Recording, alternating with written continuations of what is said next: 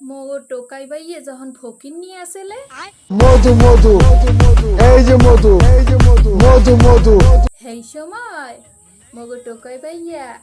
এইরকম হারতে মগো আফার লগে ও সরি থুক্কু মগো দাদির লগে এইরকম হারতে